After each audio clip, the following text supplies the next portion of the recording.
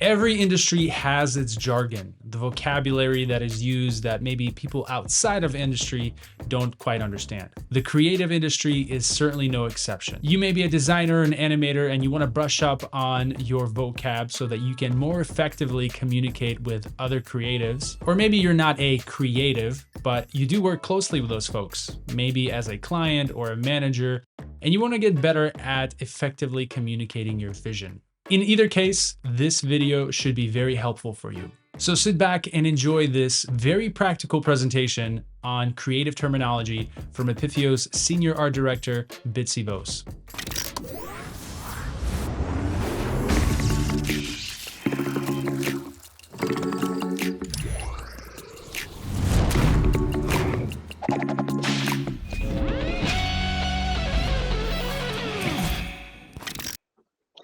All right, so everyone knows they've had both of these types of clients. I know this is ripped from a Facebook mom meme page where it's men versus women on colors. I don't think that applies here. We all know the client that has this view of colors versus us or the client with all of these colors. So as far as work goes, we get the full spectrum of left and right brain clients, all with varying degrees of knowledge of design terminology. Despite this, they all want the same thing: to create a video that will engage their target audience on every level. Before I start, I kind of wanted to give a quick note that there is no right way to pitch a client, make a mood board, etc. Our goal will always be to make engaging and clear videos. Sometimes this means creating something chaotic and disruptive, and sometimes this means being confined to fit the video within strict guidelines. Rules are made to be broken only if you understand why the rules were created in the first place. So I make this presentation not to say that my way is the right way, but hopefully just to get you inspired, maybe give you a couple tips on how I do my process. So technical language. Let's start with typography. I'm going to keep this section short. I think 9.8 times out of 10, we have font that is provided to us by the client, and that's what we have to use. But within typography, there are a lot of terminology. I think the most important one is the font style, which is the indication of the spacing between characters, blah, blah, blah. It's just the overall look. Font weight is what we call the thickness of the font, and the font size.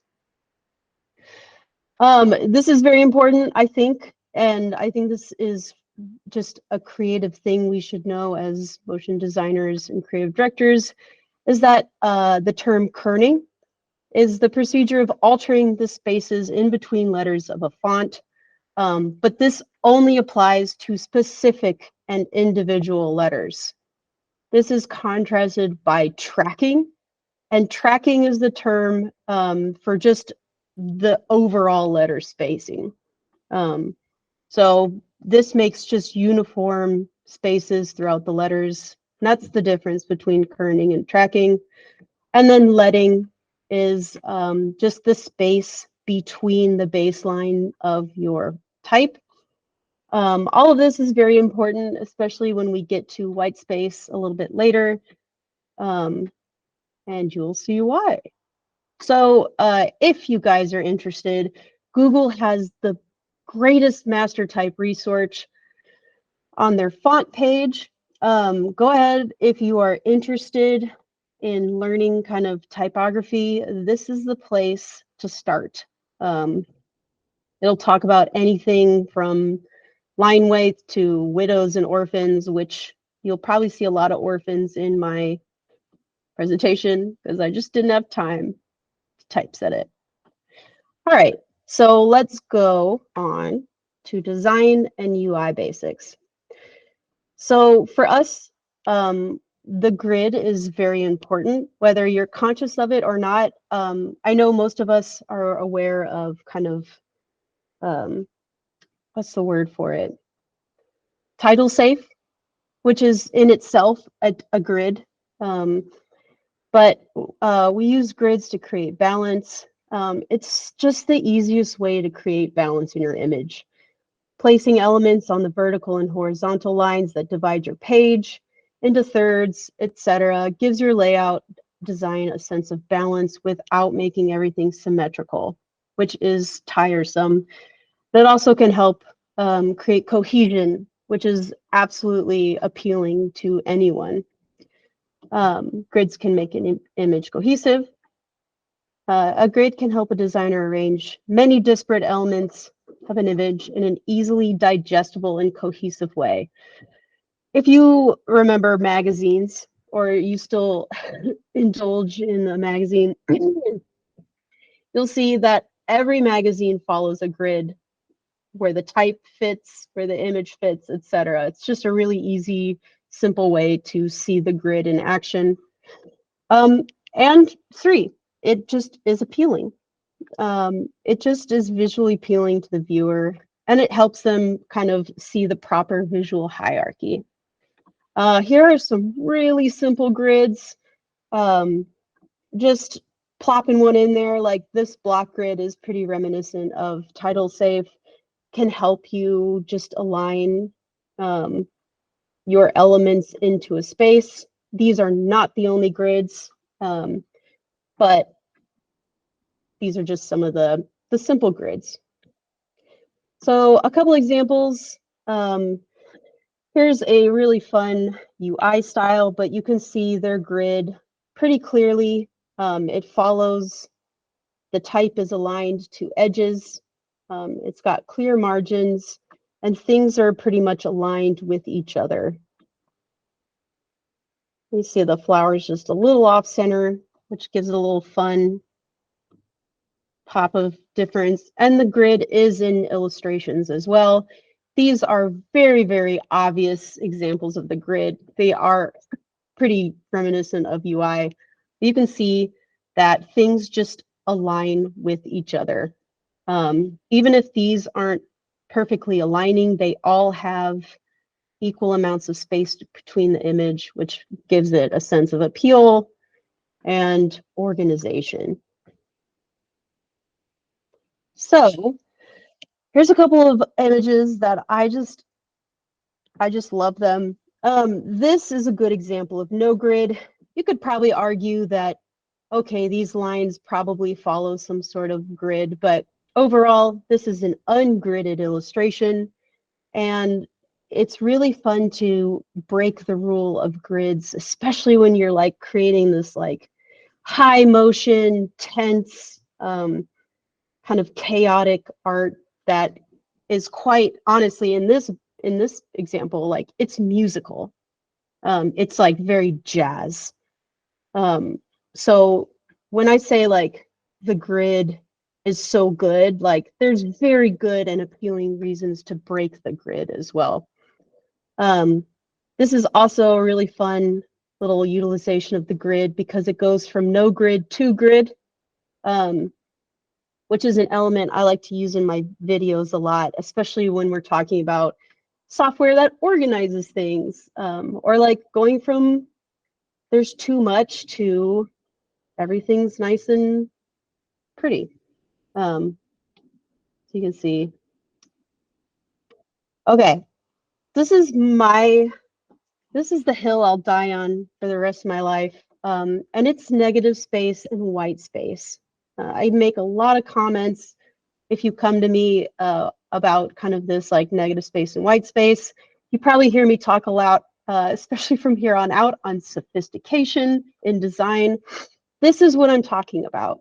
So in graphic design, negative space and white space is the most important element of design. I know this starts to break when we talk solely about illustration, but for this purpose of this design section, white space. And that covers everything from the small spaces between text, which we talked about kerning and tracking, and leading, to the just big white open areas on a web page. or illustration, whatever. So it's important because maximizing white space is what companies do to create clean and minimalist designs. It's usually associated with luxury and sophistication and can enhance your branding design. um, so it helps with structure and organization. Again, this is kind of like paired with the grid. So white space both separates and groups elements in a design, which shows how elements are related to one another and helps viewers organize visual information better. According to the proximity design principle, objects that are placed closer together tend to be seen as a single unit rather than individual parts. So by increasing or decreasing space to divide and group elements, viewers will be able to process the information they see in a more logical way. Proximity design principle is literally based off of human caveman brains. You see a group of rocks together, that's a group of rocks. The rocks are separate.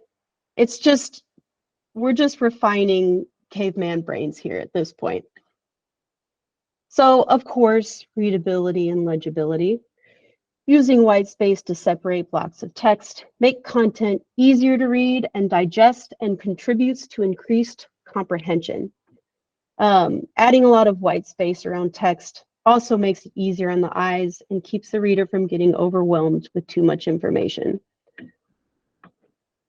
So I did a little experiment, and I see this in a lot of some of our freelancers' assets, some of our videos. This is just like an example of UI. And this is kind of fun, but like this is why it does not work. Because option 1 in our mind is grouped to the title. I use this dark blue to do like a subgrouping. Option 2 is confusing because it's grouped with option 1, and the submit is kind of too close to here. And overall, it's just clashing with there's just not enough space between the border and the assets inside. This box is becoming part of the text, and that is just hard to read. If you gave this to an old person, they're going to fail every time. So this is the same one that I've edited to add more white space. And it works because now the border is what it is, a border, and not an asset necessarily. And now we've got a grouping of your title. You've got one nice group of both your options with very clear subgroups inside of them and a clear submit button. So this is why white space is so important, especially in our videos when things are moving. We don't have a lot of time, like things are flying. You have to put the time in to make things as clear and readable as possible, or you're just going to lose clarity and meaning in your videos. So just an example, back to the magazines.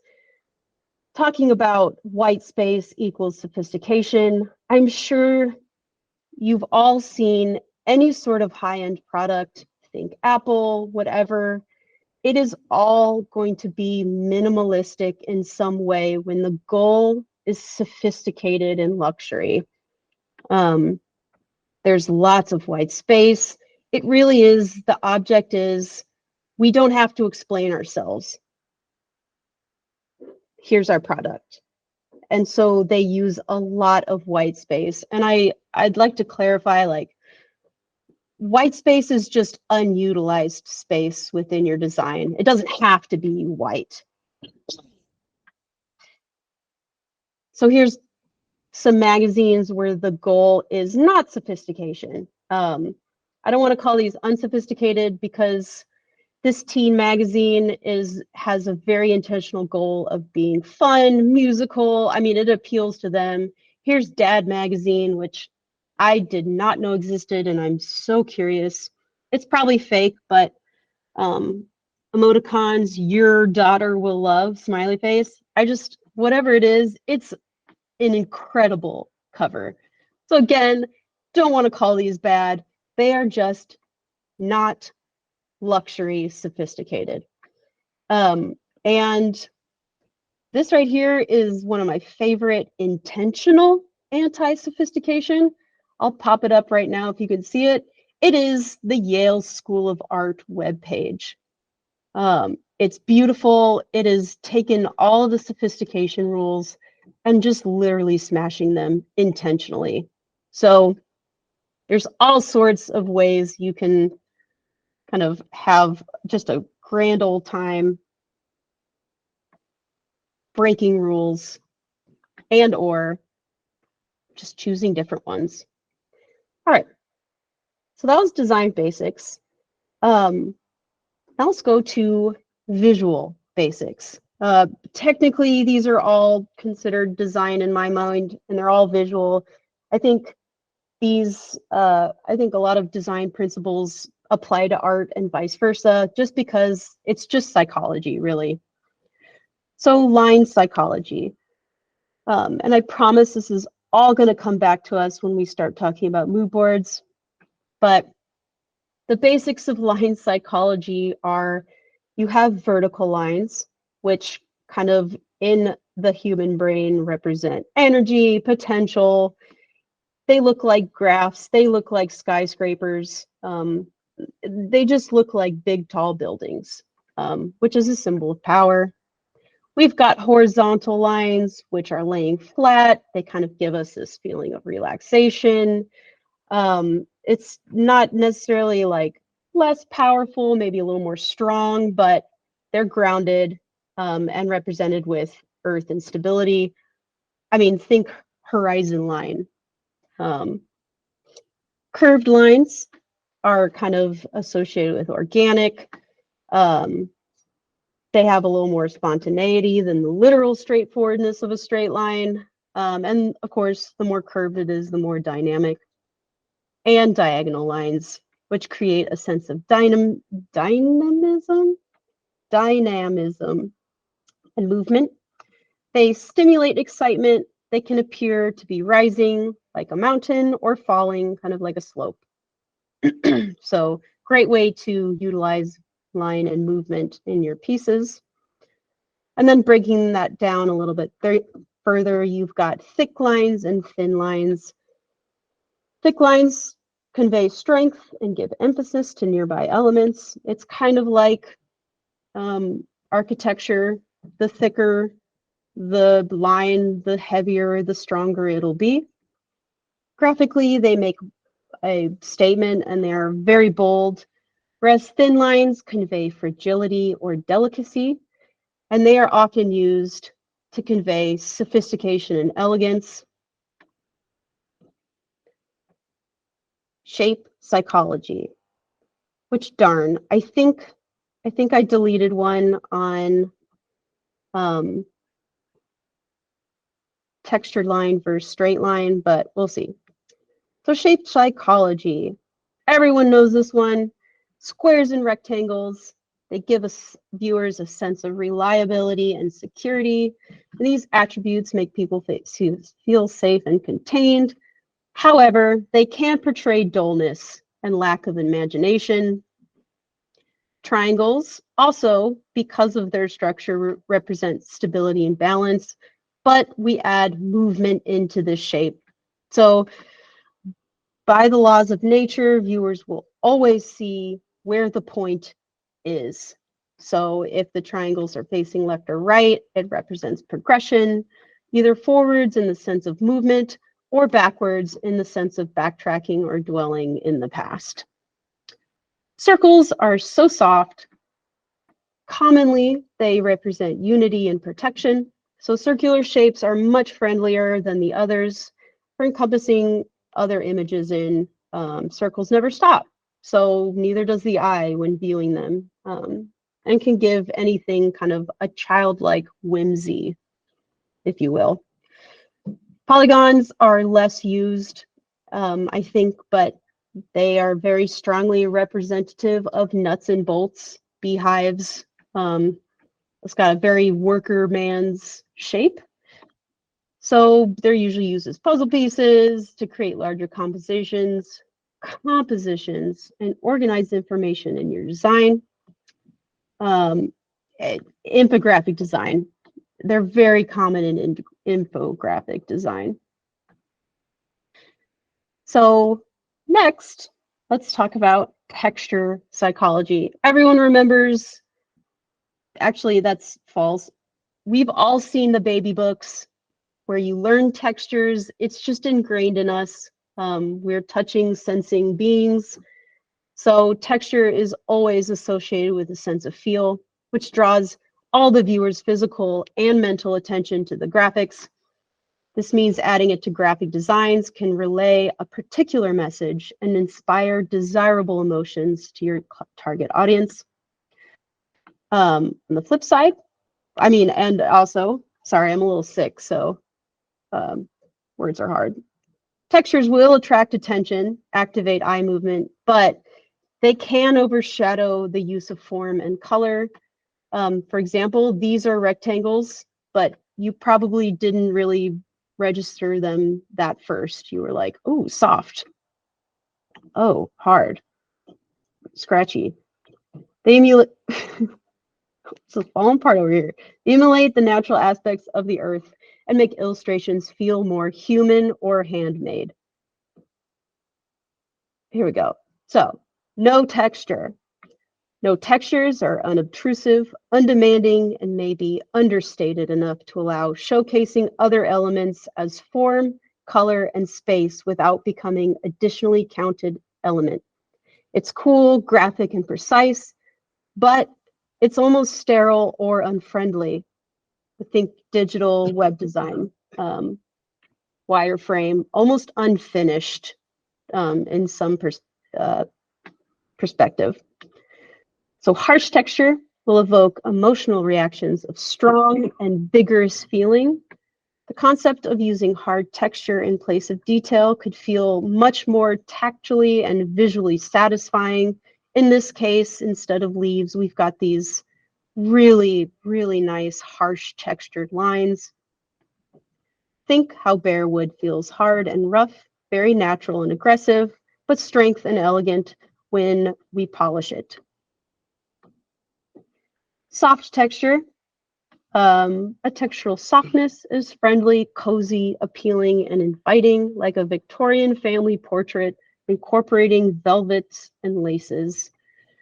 Softness doesn't necessarily have to be feminine or juvenile. Keep an open mind. Velvets are also quite masculine and dramatic. It just depends on your color choices. This is what I guess I moved this. So another terminology to discuss, stroke variation. So in this illustration, you can see there's a couple variations. Some of the strokes taper a little bit, but at least the opacity of the stroke is dependent on the pressure of the pen. This adds a very tactile, hand-drawn feeling that adds a relatable human touch, and it gives design more playful and disruptive feelings that come with the loss of control and accuracy. So they'll always kind of make your drawings feel just that much more fun. No stroke variation makes your illustrations feel precise and calculated. They're very heavily reminiscent of wireframes and architecture, but again, can make the design feel sterile and cold. I'm not going to go in this too deeply, but there's also, on top of everything, color psychology to factor in. This is a terrible resolution image because I blew it up really large and I couldn't find the high one, but I really liked this color wheel because it has both positive and negative connotations. And I know, at least when me, I'm like red or yellow, like, I'm sorry, I wouldn't look at yellow and think frustration. But From what I've read, these are all put together based on actual color studies where people would match colors to emotions. So it is, again, steeped in psychology. Red's an easy one. Power, passion, energy. And if you wanted to, and I think this is a good example to bring up in like projects like Travelers, the negative might come through first.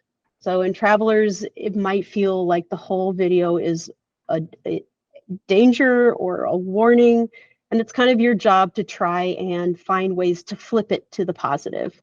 Here's the bottom side. A lot of fun stuff. Yeah, go check that out. So let's get to the good stuff. Now that we know like the very bare basics, and let me tell you, this presentation could have been 5 hours with all the design elements that come with imagery, but let's just stop there and talk about combining all of those visual building blocks into one image. So, color palette. We've got whites, which are kind of this luxurious, clean feel. We've got the green in there for lushness and prosperity, and the black lines and shadows add a lot of strength and power to this illustration. And we got those thin lines. So overall, this image will come across as very rich and prosperous, sophisticated, and elegant. You'd see this in a rich person's house. And I forgot, there really isn't any texture at all. So it does feel extremely flat, but the artist did add a little bit of brushstroke to the shadows, which does soften the image just a little bit.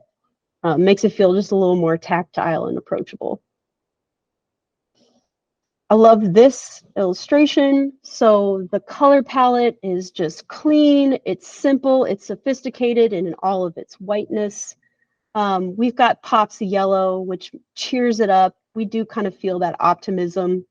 And blue is just kind of trust. It represents kind of this trustworthy feel. And combined here, you can kind of feel that. We've got these thick, bold lines, which are sturdy. The artist added some organic curls to add a human and very playful touch to kind of the geometry of these shapes. A lot of the lines are not variated, so it adds this nice balance of structure and playfulness. And then furthermore, there's a texture to these lines that really adds more of that human touch. So overall, even though this is what appears to be a student becoming a doctor, graduating, it's incredibly professional image. We feel a sense of humanity, warmth, and all of those human emotions despite the choices made in the shapes and color palette. Here's another great one. So right off the bat, we've got some thin lines, which kind of adds elegance and sophistication, and tackling the shape language. So we've got this square and rectangle grid that is like first and foremost in the image, which really adds a strong sense of structure and professionalism. The artist chose to round the corners to add a little bit of softness to it, which softens kind of this, brick building kind of effect that comes with squares and rectangles. And then you'll notice in the background, they've added a lot of abstract organic shapes that further soften the severity of the rectangles and adds playfulness. And then, of course, we have these circles that are breaking out of the box, which is always a really fun symbolism of disruptive products and whimsy, etc. So This person did a really good job of taking wireframe and UI and making it playful, dynamic, full of energy, while remaining a very professional image. So, the mood board. Is everyone still with me? Great. Okay, Yep. mood board. What is a mood board?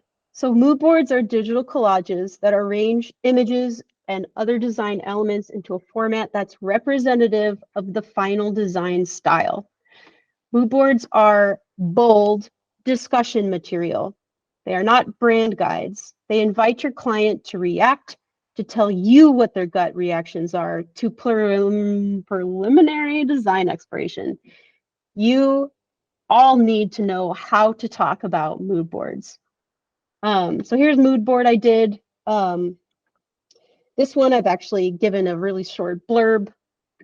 So you probably get your own instincts from this, but the way I described this was breaking away from clean lines, give characters a hand-drawn and human feel.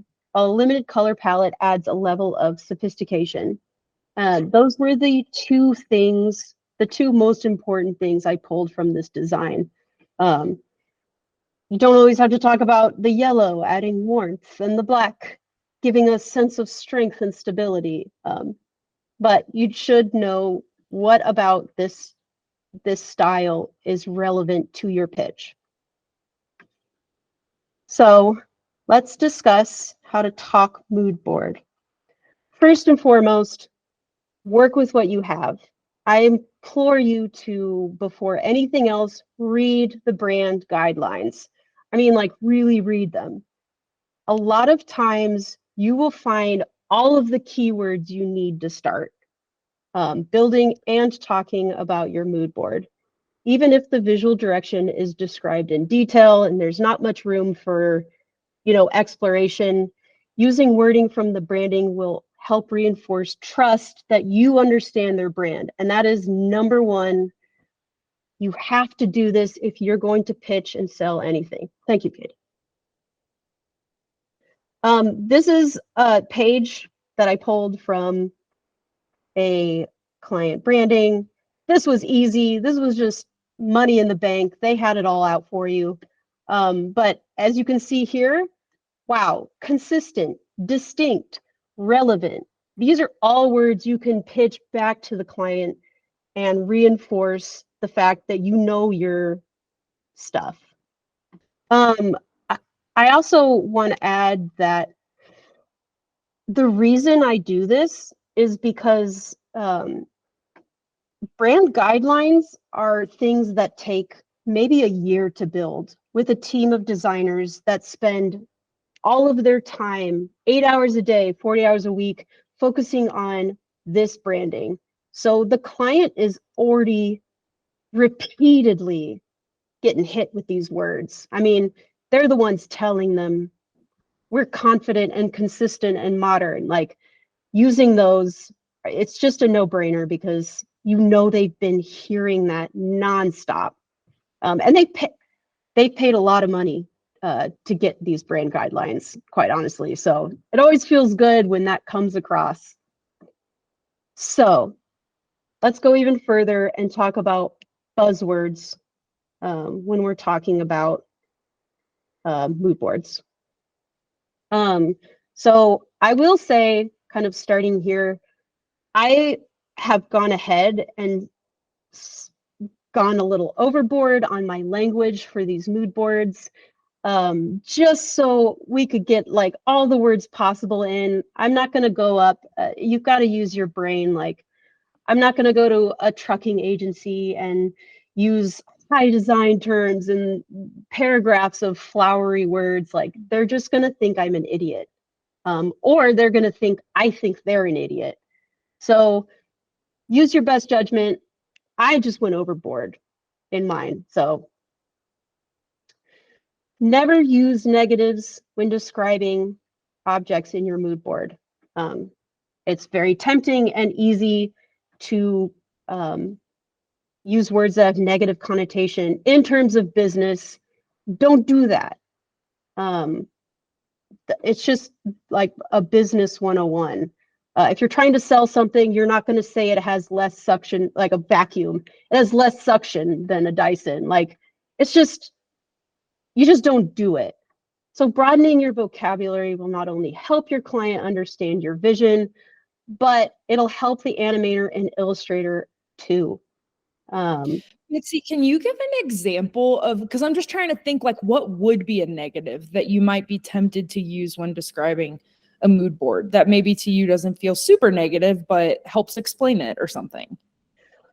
An excellent question. So, sorry. That's okay. No, it was a really great question. I'm really excited that you asked that at the perfect timing. So say you're trying to pitch this image right here, and like you could come up with a bunch of different words, but like poor line quality, like, or like messy line quality, like no one wants to hear that. You can say it's hand drawn, or like this image right here is so chaotic. Like a business doesn't want to hear that their video is going to portray chaos. They want to hear it's highly energetic, unprofessional. That's what it is. But like, honestly, it's just disruptive. It's appealing to a younger audience. That's like money in the bank for clients. Honestly, this image is so gross and I love it, but like, you don't want to say gross or gnarly or like violent, aggressive. You say like playful. It's playful. It's broad in its illustration. Like, if you're going to sell something crazy, it really matters what you say about your crazy pitch. There's so many words out there. Like I've got thesaurus saved on my favorite bar because I use it all the time. I mean, I use it all the time. So the second most important part about pitching mood boards is the story. So your mood board and your concept are just intrinsically intertwined. So a great mood board pitch will be more of a story than just a list of stylistic devices. So here's a like thick hand-drawn lines for a strong outline and fun, colorful shapes for motion and playfulness. It works. But if this is a concept that is just a little bit further than you feel your client is comfortable with, you might want to start telling a story about it. So like first we start with these translucent bursts of abstract shapes that convey the magical elusiveness of emotion and creativity. And in contrast, the thick black lines add gravity and definition to our character. And using a little touch of texture, we'll kind of add a little bit more of that human personality. Put them together, and they show a glimpse into the mind of your customer to create a unique and playful telling of your story. Like flowery AF. But if you were a cloud computing company and you see this right off the bat, you're going to be like, oh, no. But telling the story about your pitch, you're going to have a lot more success when you tell the story behind it using the building blocks we talked about earlier. So I've got a couple full mood boards, and just like a couple things how I would describe these mood boards to kind of sell to a client. I'd like to add, you can put GIFs straight into Google Slides, which I didn't know. So I probably might start building my mood boards in Google Slides if I've got a sweet GIF to add in there. I don't know, something I noticed. So what I would say about this is that to sell this, I'd say we've got thin lines and plenty of white space conveying sophistication, and it gives the graphics an airy feel. The strict use of grids and geometric shapes give this style a feeling of strength and order. Rounded corners and sparse use of organic shapes add a touch of softness and humanity. We kind of further this by adding in warmer color palette with some splashes of green. And finally, instead of characters, little glimpses of hands or feet allow the graphics to feel personable without making characters the focal point. Obviously, I'm not a writer. Speaking them out loud is Pierce is giving me a look. When I wrote this down, there's a lot of errors. But talking about it, writing it down before you talk about it allows you to kind of like piece it a little bit more together. I actually use this mood board for BP, Pierce, the project we were on with the BHDP, which was an architecture firm. So going back to kind of what I said about researching your company is what would have made this even more successful. And what I did with them was kind of adding in terms like architectural, like words they're used to, words they know, and words that like hold a lot of gravity, because these are kind of reminiscent of architectural blueprints, with the thin lines, etc., clean, structured, grid. So here's another one.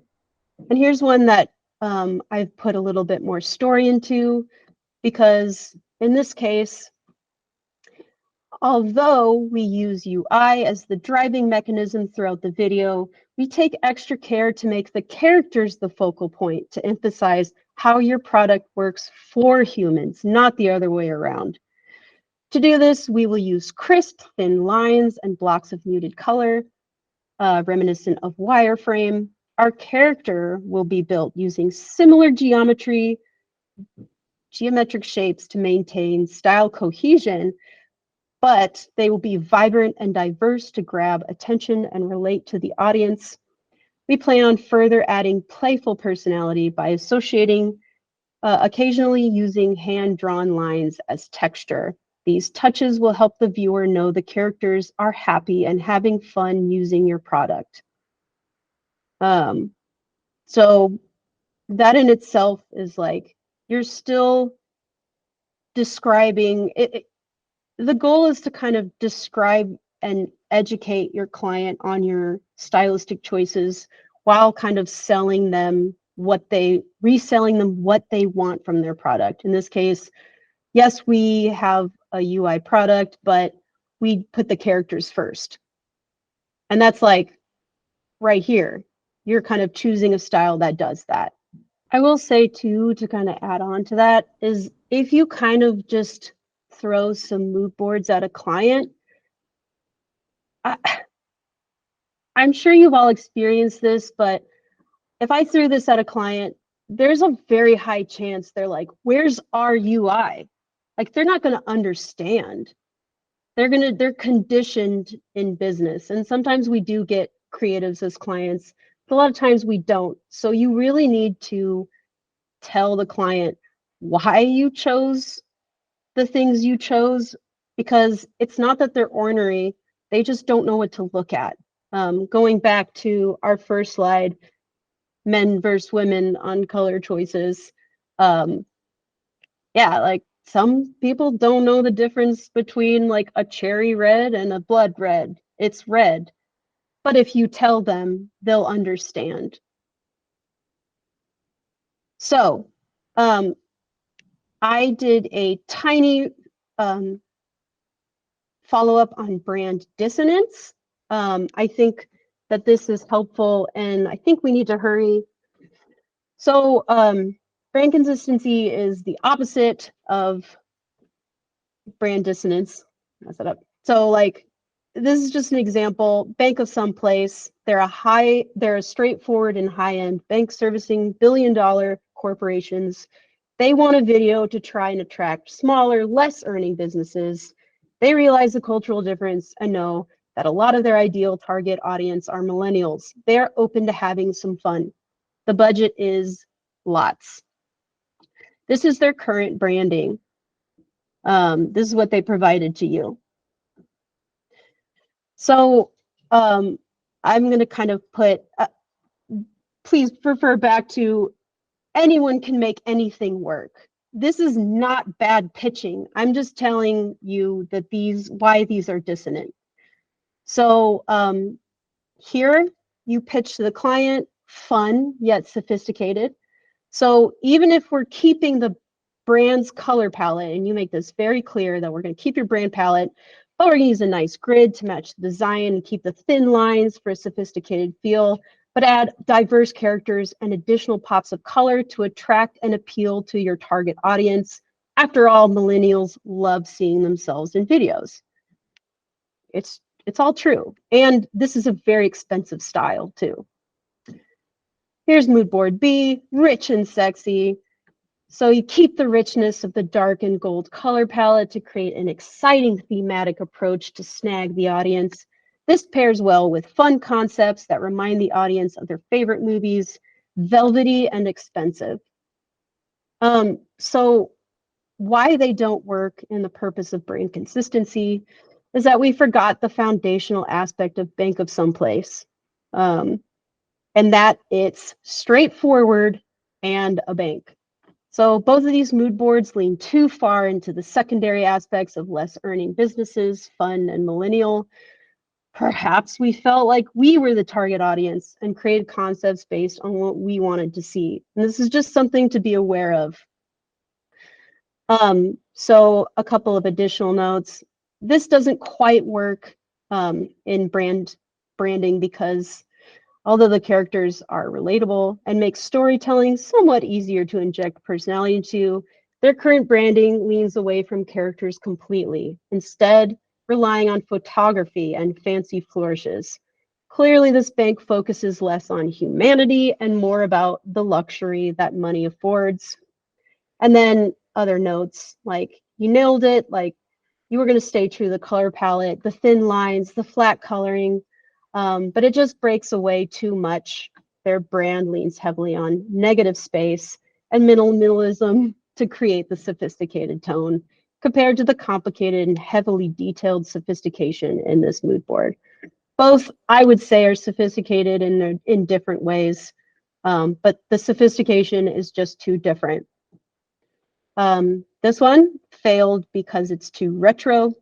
It's indisputable that this style is luxurious, but it's also deeply vintage. The style feels dissonant with the timeless feel of banking and actually might discourage the target audience by feeling inaccessible. The retro trope might even cheapen the brand identity by relying on dated and common pieces of entertainment. Here you're literally stealing from other artists, quote, quote, quote. And that's what you do. But if you're trying to make something that's new and fresh, you don't want to go retro. It'll cheapen the video.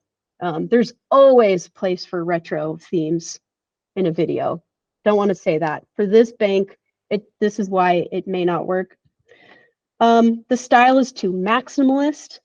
I say that because they use negative space to imply depth, whereas this one uses negative space to imply depth, whereas their brand uses negative space to imply airiness. And that's just kind of something you should keep in your back mind. Really quickly, a better approach. So intentions are key unless a client is asking to completely overhaul their visual identity. For a project, always start with what they have and add from there. I say this to also look for places to break. So most brand identities take months to develop and are created by a team of skilled professionals. Try and understand the artist's choices and find places to break, enhance the art for your video. It's also important to note that design choices that convey too much of the brand's identity to break. So this is where it comes practice and a lot of introspection. But I look at this particular image and I say, what's unbreakable? Lots of margin and space around text and illustrated elements. That's unbreakable. That's what makes this image convey the sense of luxury. They've got spacious geometric lines that create a modern take on Art Deco, and the bounding boxes are thinner than the illustrated lines to add division that doesn't attract too much attention. And they use gold object photography. So going from there, what is breakable is that we could add some different types of geometry if we maintain these rules. We could broaden the photography material. We could add a personified element if we needed, and slight gradients. So, for example, since the brand is willing to adjust to target audience, slightly overlapping the brand elements creates a tasteful and playful disruption, which addresses the fact that they understand that old money and new money have different tastes, but we're still maintaining that brand identity. Rounding the tops of the squares keeps the geometric stability while adding softness. This, I will add, like, all of this still applies for 3D, but in this approach, I would say consider taking the unbreakable elements into the 3D. It was hard to find a 3D image that conveys this, but we do kind of have a thin gold line. Everything's pretty lush and luxurious without too much detail. This might be a little too much, but it still feels cohesive. And then, of course, you can give an element some personality and treat it like a character if you want to add a character. Even a line moving throughout your video can give off the personality of a person. The end.